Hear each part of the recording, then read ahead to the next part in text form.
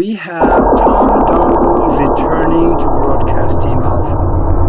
And I think about 99% of the people out there already know his name.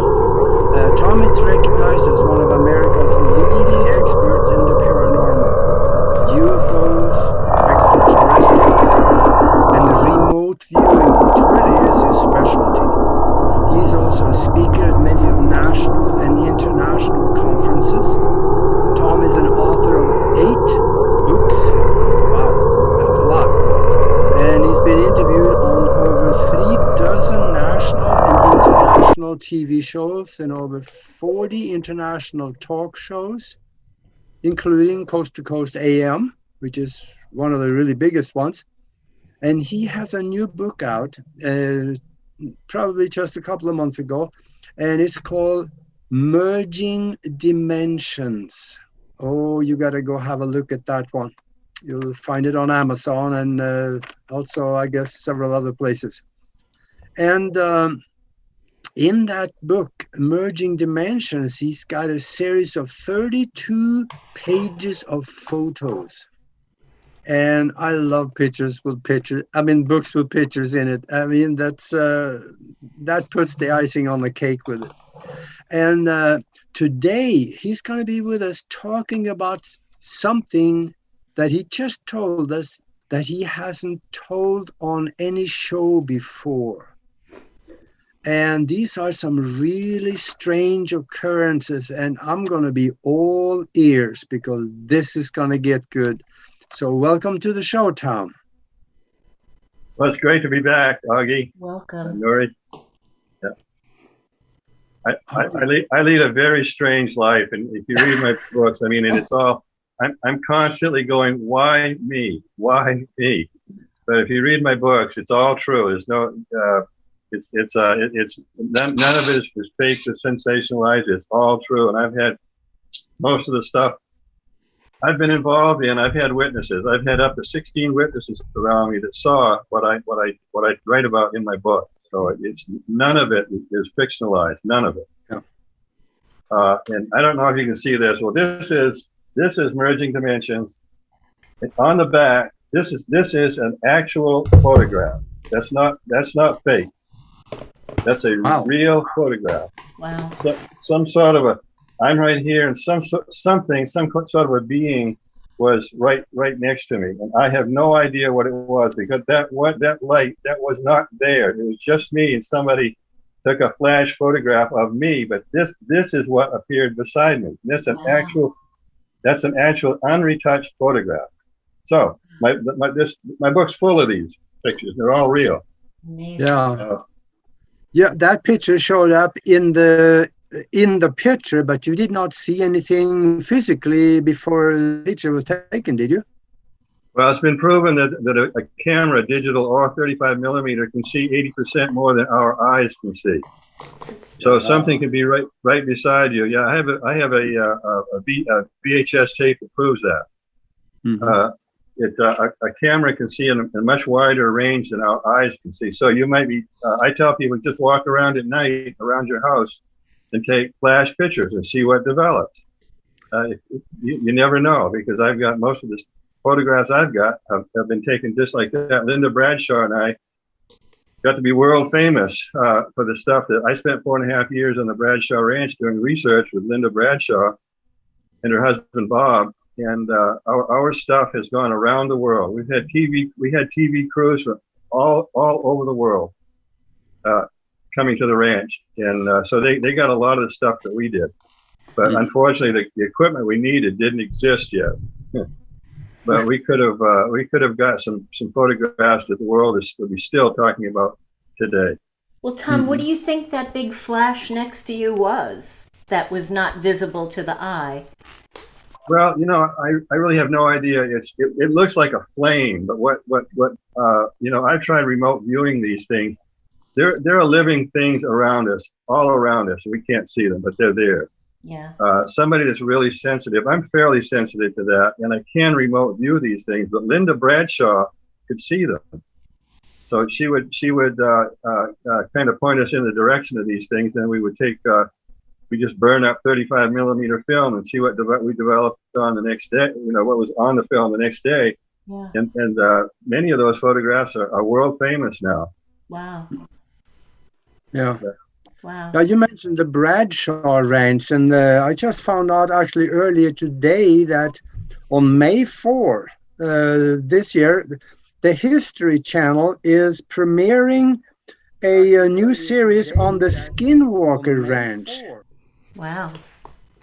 And I know you know these people also, and some of the really strange occurrences there too. Well, I've been invited to speak at a convention near the Skinwalker Ranch, and what I'm going to speak on, I believe it's going to be the 6th of September. And what I'm going to speak on, I'm going to compare the Bradshaw Ranch with the Skinwalker Ranch. They're very different. And then you've got the Stardust Ranch down by Phoenix, and I may talk about that, but that's a whole different ballgame. The Stardust Ranch down by Phoenix. Different ETs or different experiences altogether? Well, it wasn't. It was malevolent. It was bad. I consider it, the reason I was invited to go down there, but the what I knew about it was so bad, I didn't want to have any part of it. Yeah. So no, I can remote.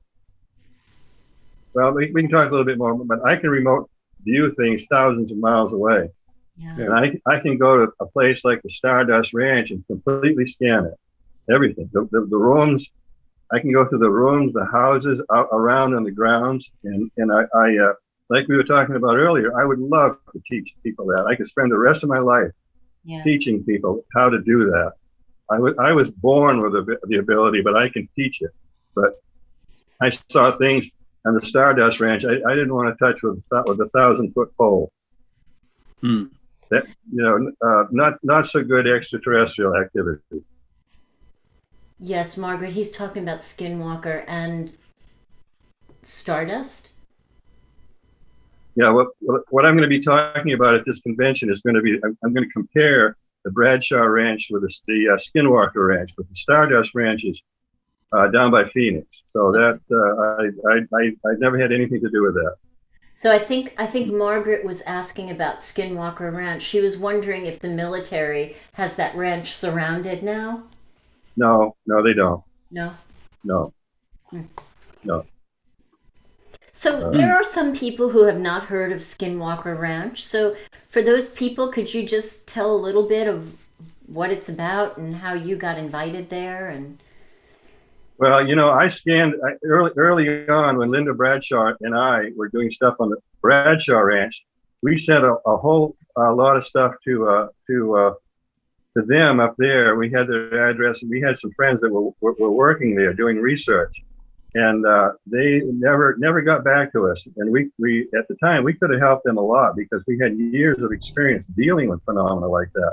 yeah, But the problem with the Skinwalker Ranch, when I scanned it, when I read George Knapp's book, I really got filled in on the whole thing, and I really there's some scary stuff. There's something now. There is no devil, there is no Satan, but there is something out there that's very, very evil. I call it an awful evil, and it's more evil than anything. I have confronted it. I've been right in front of this thing, scanned it, remote viewing, and it's more evil than anything anybody can imagine. A lot of this stuff that's on. A lot of it's fantasy. It's from human fear. A lot of this, this demon stuff and the devil and Satan stuff, it derives from human fear, or religions controlling people. But this I can tell you, this awful evil thing is absolutely real. And the Amityville house in New York, I read that book, and I studied it, and I scanned the Amityville house. And I went down into the basement from Arizona. I was in Arizona, but I went into the basement where this thing was supposedly coming out. And I got to where this thing came out of the ground, and it was terrifying. I don't know what this thing is, but that's one of the reasons I like to talk about remote viewing, because if people at least knew about these things, they'd be aware of it. most people, I would have to say 80% of the people on the planet are totally oblivious to reality, real reality.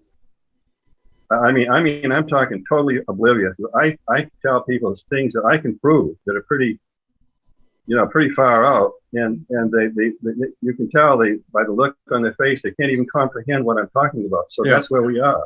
That's where we are. Yeah. Yeah. Hmm.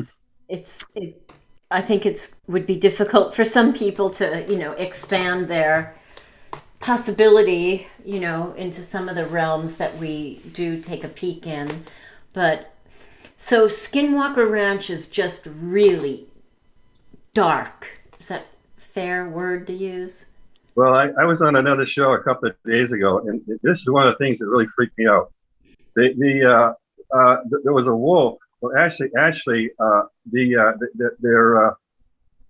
the people that owned the original Skinwalker Ranch, the only thing they had left was those 6 prize bulls. They came back one time and their bulls were gone. Wow. And they found them all crammed into a cooler that there was no, it was the cooler. There was no way they were teleported in there somehow, because all these bulls were jammed into that cooler. And they had to cut. I believe they had to cut the wall out to get those bulls out. And when the wolf came out, incidentally, I had a meeting with the Skinwalker guys just about the time the Skinwalker stuff started. Now listen to this. There was right after, at the time the Skinwalker stuff started, there was a wolf. A northern timber wolf killed just off the Skinwalker Ranch, and I have a photograph of a northern timber wolf verified by a wolf expert that it looked like the same wolf, exactly the same wolf, but the Skinwalker guy showed it hanging up. And timber wolves have been extinct here for hundreds, at least 100 years, but it almost looked like it was the same wolf. Wow. Bizarre. Oh, so anyway, what I was talking about the when the wolf at the Skinwalker Ranch, it came trotting out from the bushes, huge wolf, way bigger than normal, and it came over and it grabbed a calf by the nose and was trying to pull it through the fence, and right in front of the people. So the guy went and got it. It was a high-powered rifle, but it was probably a 303 or a 30-06, and shot the wolf point blank. And all it did, he shot the wolf in the shoulder point blank, and all it did was blow a chunk of flesh off the wolf. So the wolf let go of the nose of the calf and trotted off. So they picked up this chunk of flesh off the wolf, and it was putrid. It was rotten. So that's how bizarre this stuff gets. Wow. See, none of that ever happened on the Bradshaw Ranch. Everything that happened on the Bradshaw Ranch was very, very benevolent. It was never bad, even though people got scared to death. Frequently got scared to death. There was nothing bad, really bad, that anybody got hurt on the Bradshaw Ranch. So they're like zombie wolves. Well, they were also, I think it was in George Knapp's book that a tunnel opened on the ranch, and these creatures were seen coming out of that. I scanned that with remote viewing, and it scared the hell out of me. Wow. I don't know where they were coming from. I couldn't follow them back through the tunnel, but I could go up to it. And I have never been hurt doing this. Remote viewing I think it has built-in safety measures, because I've been up in front of some of the most, especially extraterrestrials that are supposedly the bad guys and are killing us, and they respected me because I could see them. Yes. So anybody and everybody could do that. Then they would stop being fearful about the bad aliens, because presently there are no bad aliens. I'm gonna say that. Because for some reason they're it's like a beehive. They're all stirred up, all of them, and I'll stick my neck out and say that extraterrestrials are doing nothing bad to us on this planet right now. In the past, maybe not. Maybe they did. there's a lot of researchers consider us to be a herd of cattle, and maybe we are for some of these extraterrestrials. Yeah. Well, I mean, by the way, I can play this sound. Yeah, what is it? Yeah, do you have some really strange sounds there that was taken from something that cannot be explained? Well, my friend John Polk had a UFO tour group one night here, and this sound was recorded on some of their smartphones. And Jim, I have played this for Jim Dilatoso, who's been in this business as long as I have. He's been analyzing this stuff for about 45 years. He said he was going to send it to Stanford University so they can analyze it. I don't know if he did. We're all so busy, But at any rate, I asked him, I said, Jim, have you ever heard a sound like this all your years of researching this stuff? He said, no, not even close. Wow. So at any rate, two or three smartphones on this tour picked this sound up, and it's extremely strange. What is it? I have no idea, but here, I'll get it on my cell phone and play it for you. Find it first. Here we go. This is the first one. It's about 2 minutes long. Oh, where is it?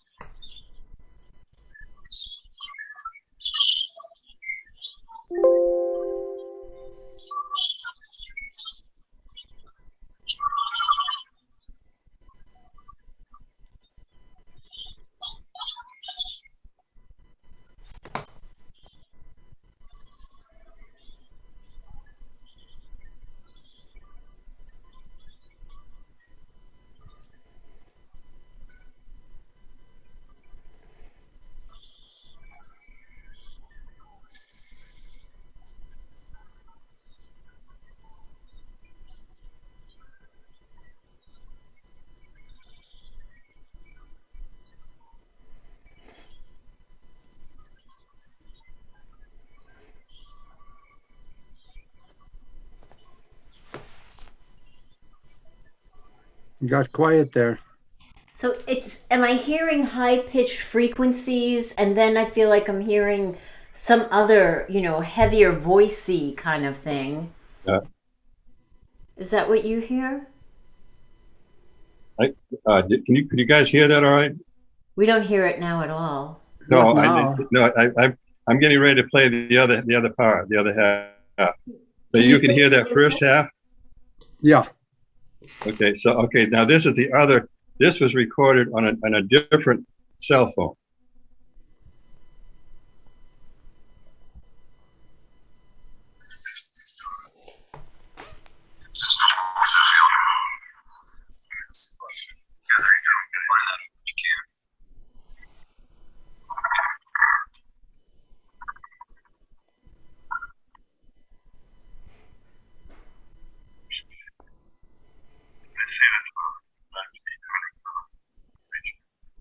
It sounds like two creatures fighting. I hear distorted human voices. I do too. Yeah. They were talking after this. It was my friend and John were talking. That's our voices. So there are pauses here.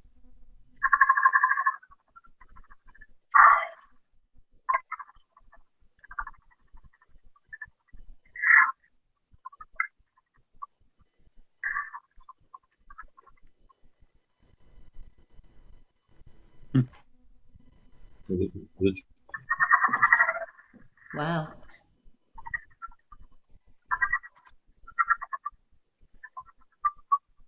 sounds like a big creature and a small creature getting ready to fight. Yeah.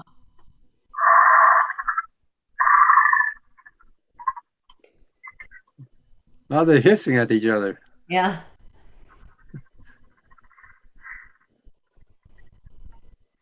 Boy, oh boy. Wow. I've never heard anything like that. Well, but you can hear it. Oh, yeah.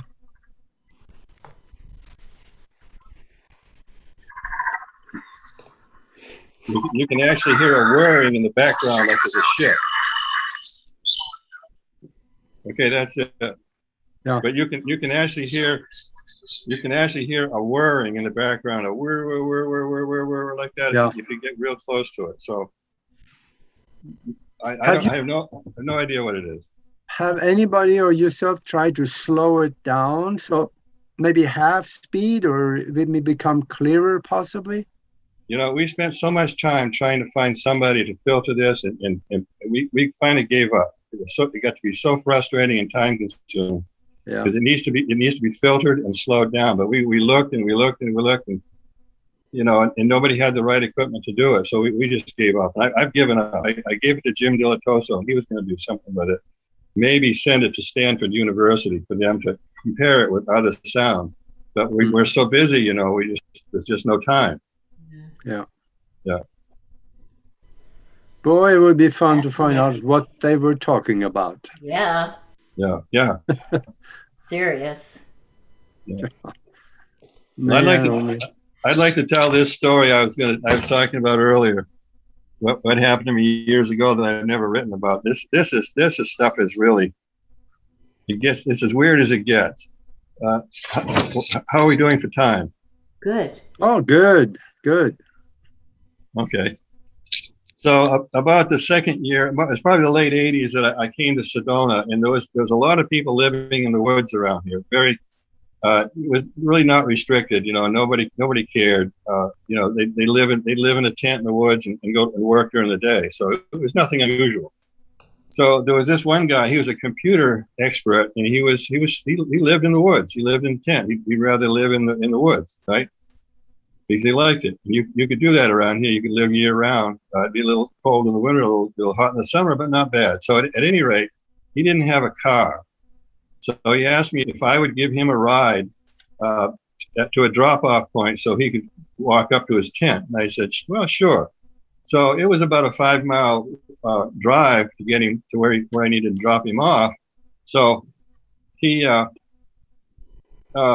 I called him Ichabod Crane. That's what he looked like. He all the way he talked about the strange little people that he ran into in the woods, you know, and it's just going in one ear and out the other to me. It sounded like, you know, he was one of these people that just stuck in fantasy, you know. And so I humored him. I said, yeah, okay, that's nice. You know, that's cool. I like that.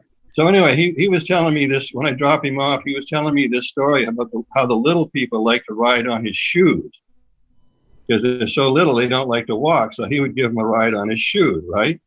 So I drop him off, and I turn around, and I was at the Y, what we call the Y in Sedona. It's not there anymore, but so I am extremely observant. Nothing gets by me. I'm always looking.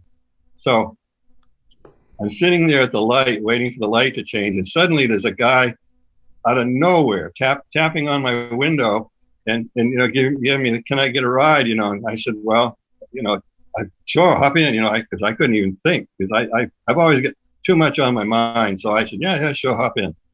So he had this duffel bag that was packed so full, he got it in between his legs somehow.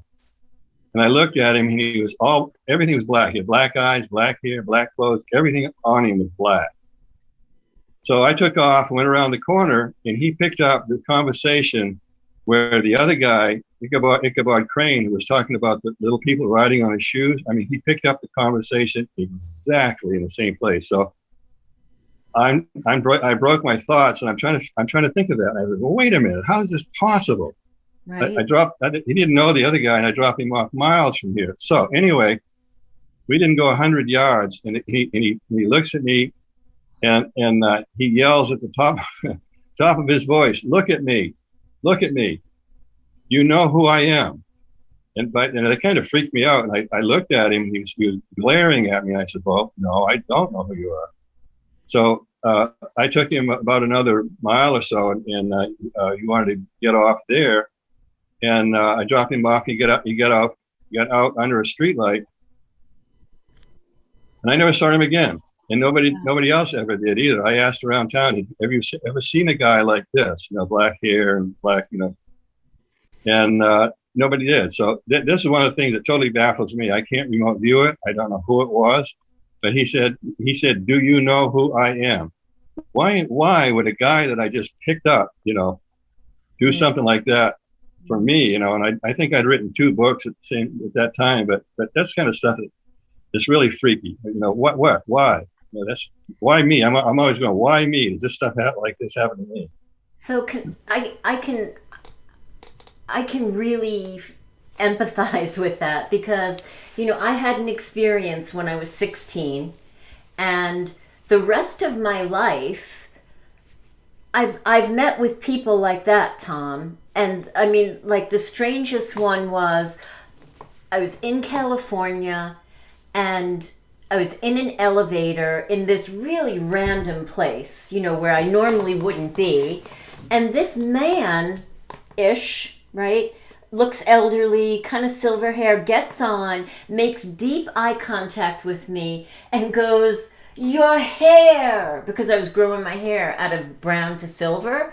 And I thought, how could some stranger on the planet feel so intimate with me, you know, where he couldn't help but make a comment like that? And I have had experiences like that all throughout my life. And it's only now, you know, after meeting people like you, and I can make a little bit of sense out of that experience that I thought was a dream, that I'm seeing the correlation. I don't know what it is, but there's definitely a trend.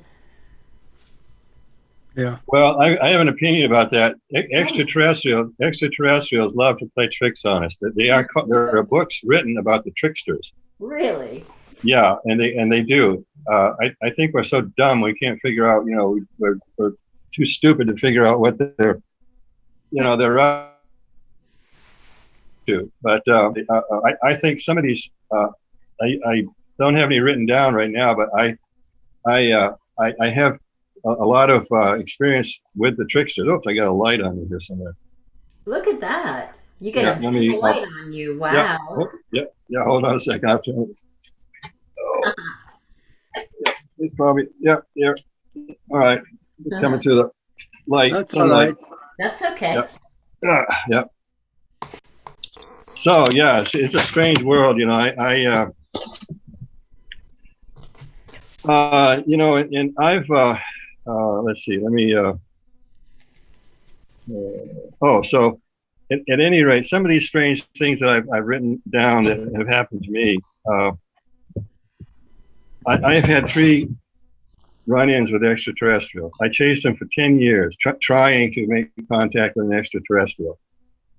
And so I've had 3 encounters with extraterrestrials. Wow. And I've told them they won't do that again. They'll never take me by surprise again, and they won't. But this is one.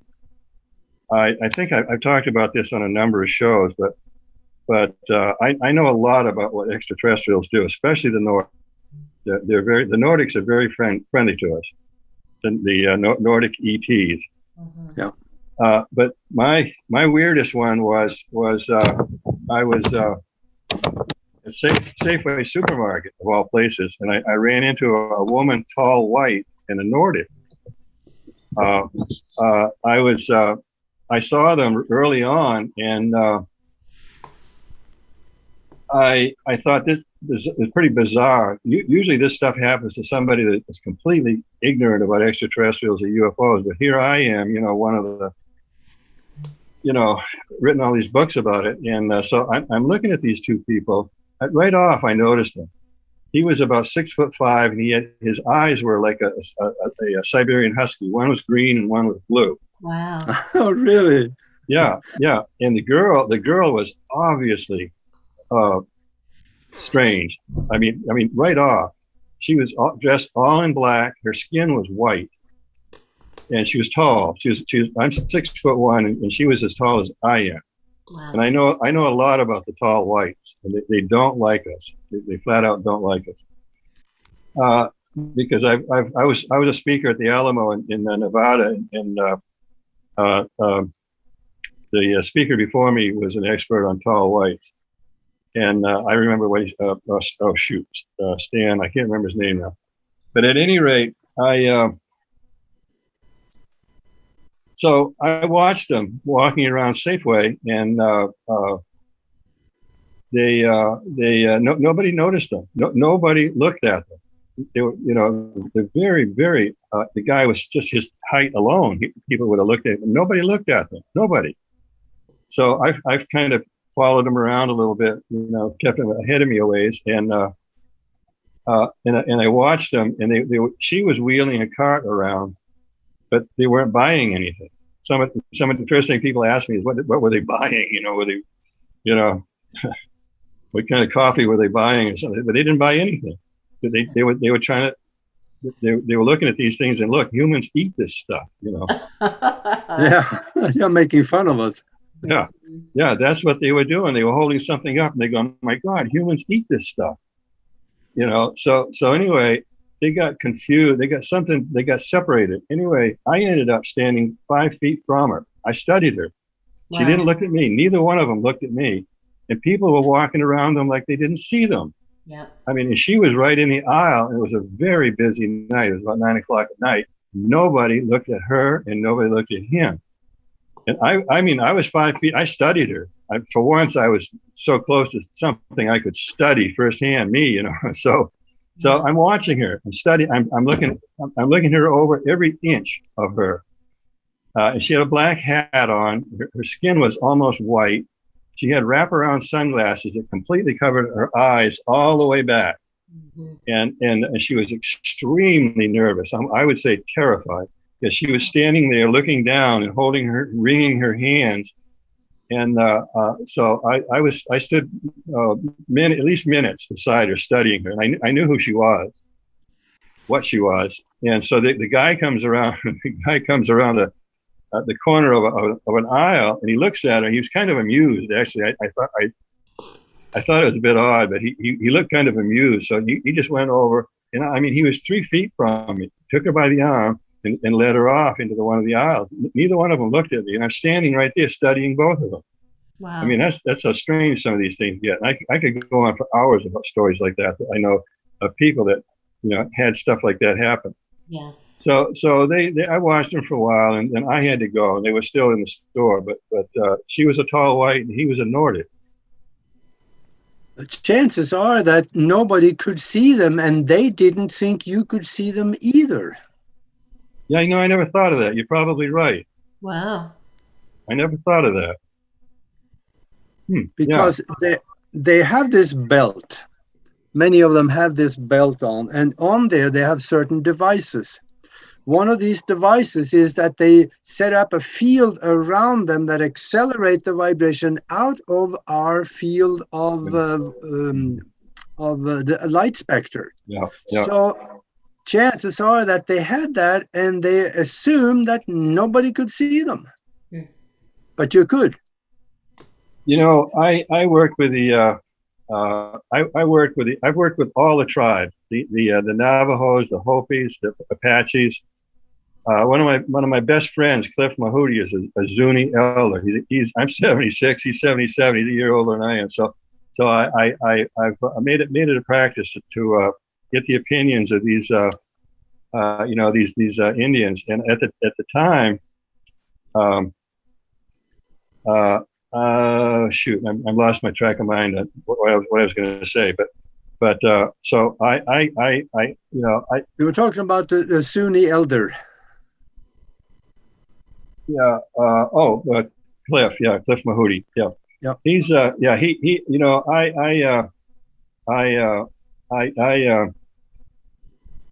when something really weird happens, like Dogman or Bigfoot, I go to the Indians. I know Indians, shamans and medicine women.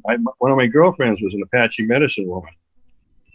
So I got to know the Apaches real well, and she was a good one. She was a good one, and so I asked, well, like Bigfoot and Dogmen, I've asked them, and they don't know. They mean it. They don't know. So I go to in the hopes that some of the Indians would have answers to this. And a lot of times they don't. They tell me, some of them have told me they learned what they know from me, and I'm going, oh, that's a switch, So yeah. So anyway, am I fading out? I'm going to try turning this light on. Like, can you see? Can you guys see me all right? Yeah. Oh, that's good too. That's better. Yeah. Okay. Right. Let's try that. Yeah, I can get back. Yeah, I can get back further. Yeah. So anyway, this stuff has been happening with me my whole life. I mean, I don't, I'm always going, why me? I really don't know. I don't understand. But people would ask me. Chances are that we're not really supposed to know yet. But before the show, you mentioned that you have done something. You have remoted extraterrestrials, and it seems like they're really busy right now. Would you talk about that a little bit? Yeah, I'm glad you brought that up. Well, I've said I could easily spend the rest of my life teaching remote viewing because it's so valuable, and I have no friends to play with. It's just me, in this area. I have an extreme remote viewing ability, and I just watched videos of Ingo Swann and Russell Targ, the originators of modern remote viewing, and I can do what they can do. I don't have the energy that Ingo Swann would walk into a room and everything electronic would fail. Always. But I can do what they can do. So, and I was born with this ability. So I would, if we could, I can communicate with the extraterrestrial. They don't have, all extraterrestrials have a language that they can communicate with each other, even though they might be from different parts of the universe or dimensions. I think most extraterrestrials, like Bigfoot, I think Bigfoot's coming from another dimension. I don't think it's here all that time. So how I communicate with an extraterrestrial is a picture is worth 1,000 words, and that's how they communicate. They don't communicate the way we do. It's just this is very cumbersome. It's very difficult, and they don't like it. Some of them can do it, but very few. They'd rather not do it that way.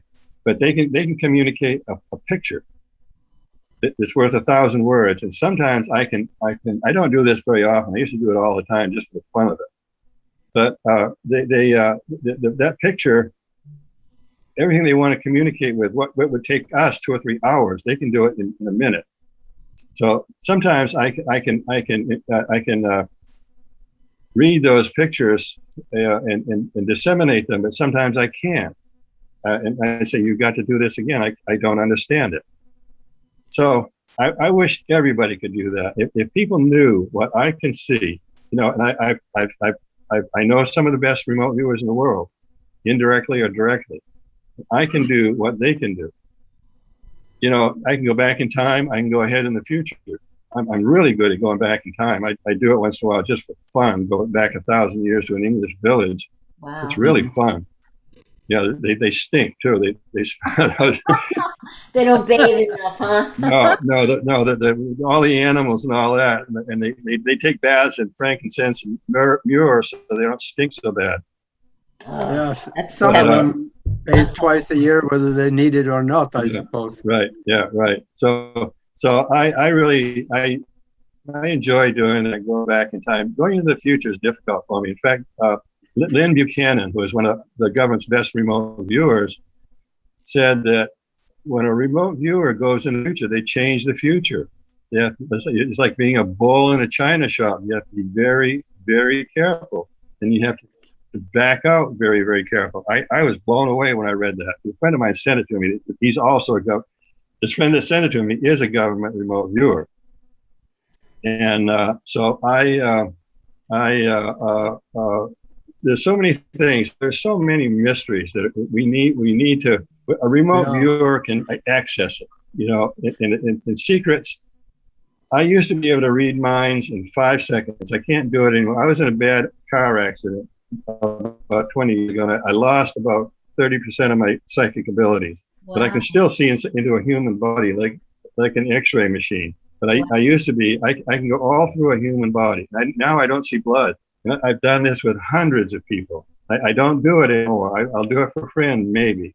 But I can look into a human body now and not see blood. I can go into an organ and go all through it, like nanotechnology or something. So well, I think I can teach. That's what Edgar Casey did. Wow. Yeah. And now you mentioned also that you have remote doing ET right now, and they are very busy. It looks like they're waiting for something, or didn't you? Yeah, they're very stirred up. The ETs right now are very stirred up, like bees. There's a lot of I don't know as I'd want to I call it worry, but there's some incredible concern, you know. And I'm afraid. Is it a nuclear war? Do they see nuclear war coming? I don't think so, but you know, I try to stay on top of everything, the good and the bad. I'm one of these people that need to know everything, the good and the bad. You know, I'll put it in proper perspective, but I need to know what's going on. You know, and you know, when Admiral Byrd went to the South Pole, and those discs came up and landed the ship. They took him to a guy we called him the Master, an old man, you know, kindly old man, and he told Byrd to go back, Admiral Byrd, to go back and tell your people, you've got to stop fooling around with these nuclear weapons, because we see, you know, if I tell enough people this, maybe the subconscious will say, oh, no way, we're not going to allow it. But he said, if you don't do something soon, you will have a nuclear war on your planet that will completely destroy all life on your planet. So they said, go back, and he did. He went in front of Congress and told Congress this stuff. So it's stuff like that keeps going through my mind. It keeps me awake at night, driving me nuts. You know, trying to sort it out. But they said, you know, and that brings into another one. Who is inner Earth? Are they there? Yes, they are. But it's not. I don't think it's an actual. I've been studying this my whole life. I don't think it's an actual inner Earth. I think they're in another dimension, but just happens to be right there. So, you know, I try to stay on top of this stuff, and if you know, and I cautiously tell people, you know, that what might happen, and you maybe better be aware to look out for this, you know, just to get the seed out there, you know. And I think the chances are Admiral Byrd, he got into something that he understood to be the central part of the Earth, and whether it was on the physical vibration we are or not, we don't really know, but he was somewhere because he wrote about it in his diary. And I've seen some pictures, actually short videos of disc. They were attacking his ship and they were shooting at them. So these things did exist. It was there. Yeah. Well, Byrd was on that expedition that they went to the South Pole, and discs came bursting out of the water and shot a destroyer. They sunk a destroyer, and they shot up I think it was an aircraft carrier very badly. So that the whole fleet turned around. This was a combat fleet that Byrd was sent down there with. Why a combat fleet to the Antarctica? So they retreated. The whole fleet, the whole combat fleet retreated. That happened. That can be proven. The Russians really studied that, and most of the proof comes from the Russians. The stuff that I've read that's proof, that's convincing, has come from Russia. Yeah. And 25 years ago, I worked very closely with Russia. No, let me shut this off. So I know what my phone came on. All right, come on. It came on by itself. Come on, and there are a lot of people that are calling this whole thing, that bird, his trip to South Pole, fiction. It's a fantasy. It's fake. Well, it isn't. It's for real. Why would a guy go in front of Congress to tell a story like that if it's fake? That's where I'm at. Yeah. Yeah. Now, you had another incident where you seen something really strange that looked like a strange bird flying. A tetradact. Yeah. This was stuff like this happens around here, and the pterodactyls are not unusual. I was with my girlfriend at the time. This was about 5 years ago. We were on top of a hill, and we both saw it coming at the same time. The funny thing is, it came out of Sycamore Canyon. Sycamore Canyon is one of the weirdest places on this planet. It always has been. Tom, where is it?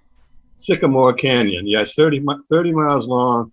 It's about 20 miles from here, and it starts near Clarkdale, Arizona, and it goes 33 miles and comes out close to Phoenix. They used to drive their cattle up through there, but so many of the cattle got snake bit. Wow. They took them in a different place. But Sycamore Canyon has about 4,000 or 5,000 gallons a minute, incredible springs. Wow. It goes into Sycamore Creek. It's pure, absolute pure water. You can dip a cup into it and drink it. Wow. Crystal pure water, 1,000 gallons a minute. There's about 4 springs like that. So, but anyway, the strangest stuff that I know of around here. For a long time, I wouldn't go into Sycamore Canyon. I knew of too many things that happened there. Strange extraterrestrial stuff that I didn't like. I wasn't happy with it. And sometimes the whole canyon would glow purple. Just purple light would come out of it, and everybody saw it but me. But yeah. So and some very, very strange UFO activity has happened, and extraterrestrial activity has happened in Sycamore Canyon. It seems to have died down, but it's still active. So I've been in Sycamore Canyon. I walked as far as you could go. You can only go halfway, and it's all rocks. The springs end about halfway, about 4 miles in. After that, it's very, very difficult going, but it's an incredibly beautiful canyon. So, and a lot of the Sonowa Indians live there. There's Sonowa ruins all through Sycamore Canyon. So the Indians were there for a long time, and the Sonowas left here 800 years ago. They didn't vanish. The theory is there was a drought, but there's no proof of that. It's like the Anasazi in Chaco Canyon. They left drawings on the wall. We have left with the ant people. I have a photograph. I'm not going to say anything more about it, because I was told this in confidence and showed it in confidence. A very old photograph on the Hopi reservation where the Hopis are with a giant ant. I mean, it's an ant, and it's about half the size of the people. So I was told, don't ever tell where you saw this or where you got it. So I won't. But I've seen it. Ant, a real ant, like back in 1915, 1918, 1920. Wow. So this stuff is pretty bizarre. But the Anasazi said we have left with the ant people. Ant people. Whew. But you saw that pterodactyl, and that creature is supposed to have been died out 60 million years ago. Oh yeah, I didn't finish that. Well, so we saw this thing coming, and I thought it was a helicopter, but it bounced like this. When it flew, it bounced, and you can see it had wings, big wings, and so we kept watching it, and I said, my eyes sometimes aren't that great, but her eyes were perfect. And she said, no, that's a giant bird. It's what do you call them? Petrodactyls? And it got close, and there was no helicopter sound, so I know it was not a helicopter. But by then I could see the wings, and the whole thing bounced up about every time it flapped its wings, it went up and down about 50 feet. And then the funny thing, the really strange thing was this thing got close to us and it dived full speed into the ground. Wow. Full speed. It didn't there weren't any bouncing feathers or wings or anything. It just flew into the ground. And we two people, I saw it, she saw it. Wow. Huh. Yeah. Wow. What do you make of that? My goodness. You know, I try to remote those things, and it's like the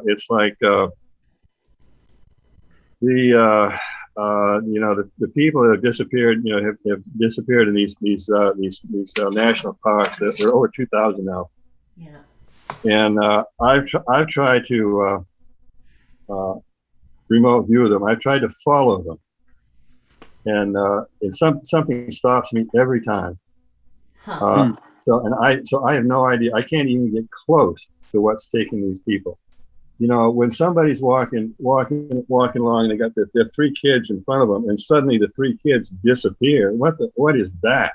Seriously. And it's happened often. Now they're saying, don't go in there. They want it's a satellite. You can be tracked anywhere. And they say, if you're going to go in there alone, take one of these things with you. So I've researched a couple of those stories about where people have disappeared, and especially kids. Because kids are a little easy for me to connect with, energetically.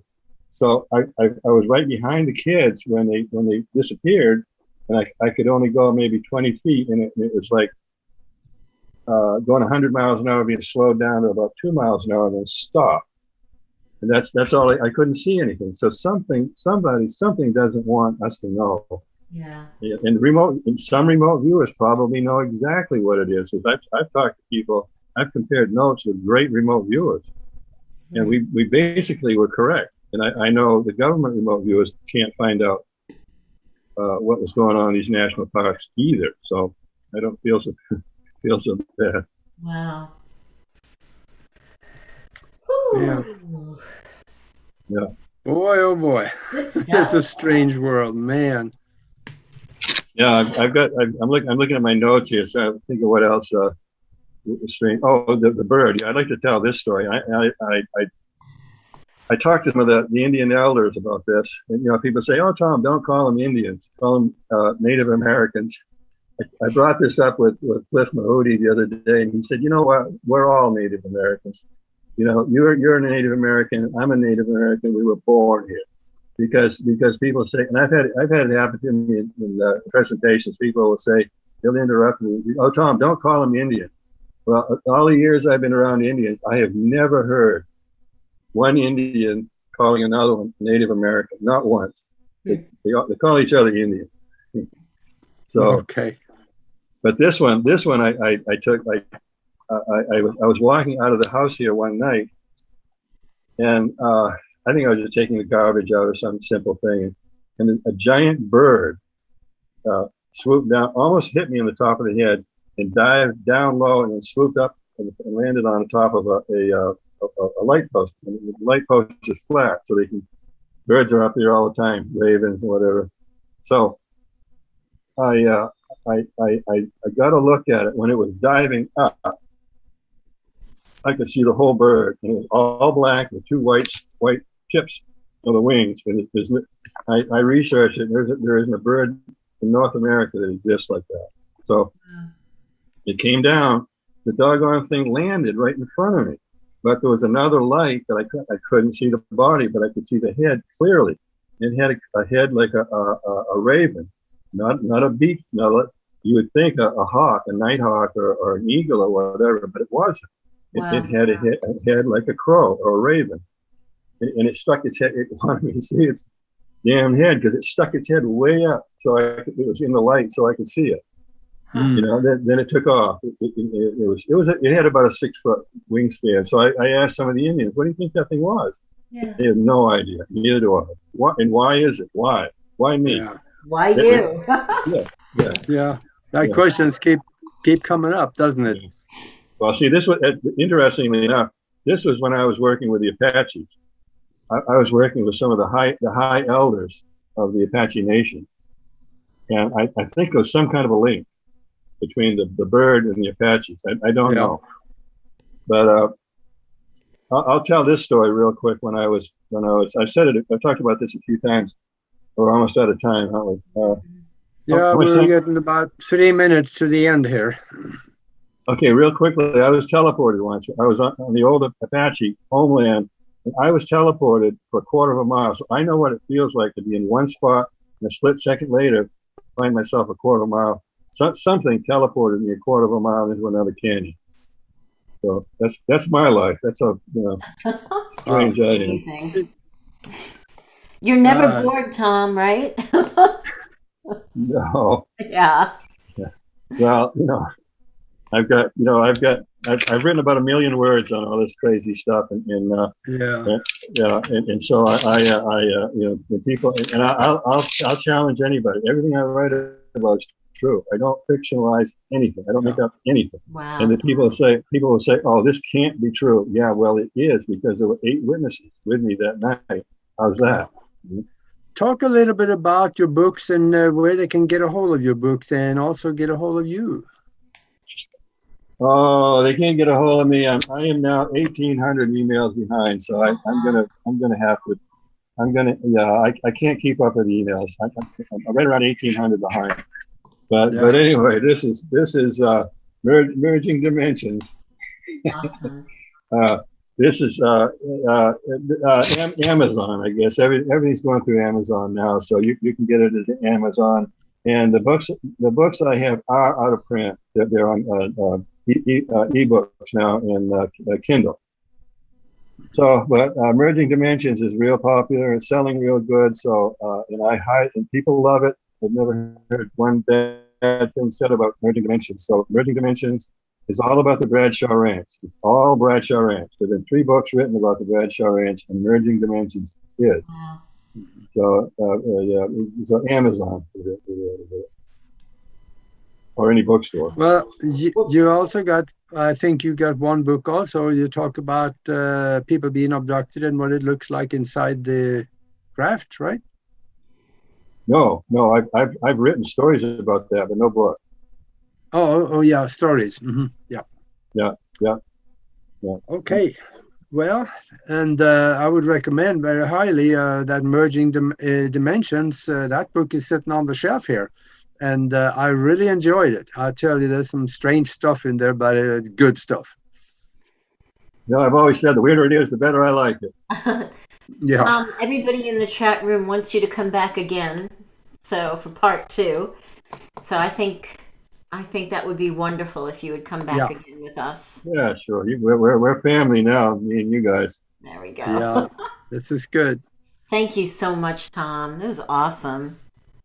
Yeah, I love stories like this because, both Nori and I, we have our own stories that some of them actually we haven't really talked about much, hardly at all. And when we hear these things, it proves all over and again that, hey, we're not crazy.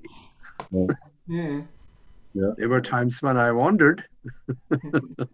Well, I was on a big talk show about 6 months ago, and I'll tell you the story. The host had to get the permission of his producer to tell the story. I'll tell you what it was. It's a mind blower. Yeah.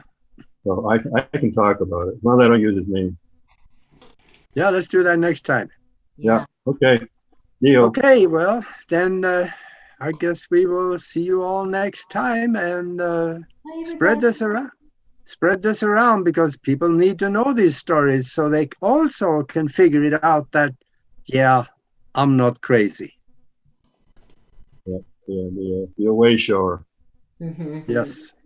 Thank you for being here, Tom. Thank my you. pleasure. My pleasure. Much love. Yeah, bye, Nori. Bye. Bye, Augie. We'll wait to get